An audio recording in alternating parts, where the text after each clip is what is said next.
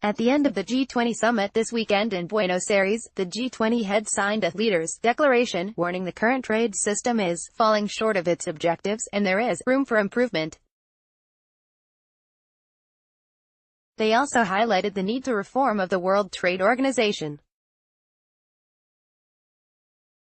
This comes as there has been increased global trade tension after Trump issued steel and aluminum tariffs on countries earlier this year.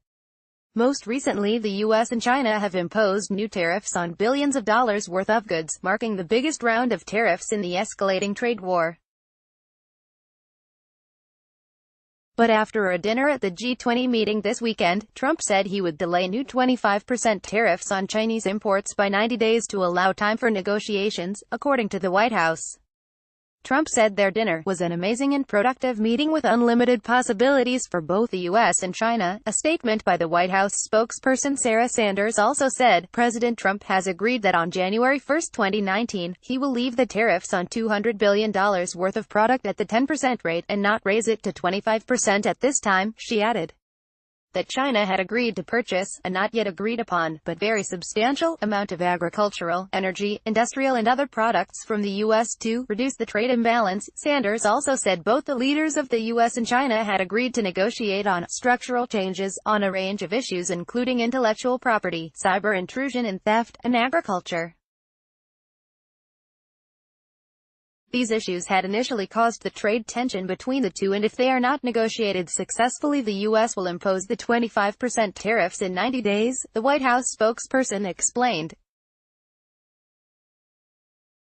Chinese State Councilor Wang Yi said the negotiations were conducted in a friendly and candid atmosphere. Discussion on economic and trade issues was very positive and constructive. The two heads of state reached consensus to halt the mutual increase of new tariffs, he told reporters in Buenos Aires. The declaration also highlighted it was now 19 members of the G20 countries that were still signed up to tackling climate change. It singled out the U.S. for its unwavering decision to withdraw from the Paris Agreement.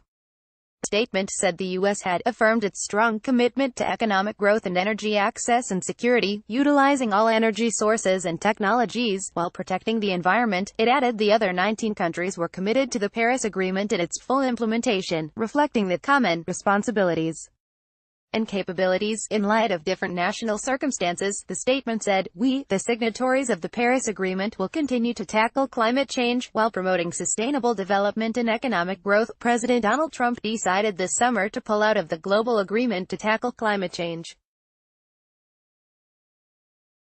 A Congress-commissioned report last week warned that climate change could cost the U.S. hundreds of billions of dollars a year by the end of the century if the Trump administration does not change its policies.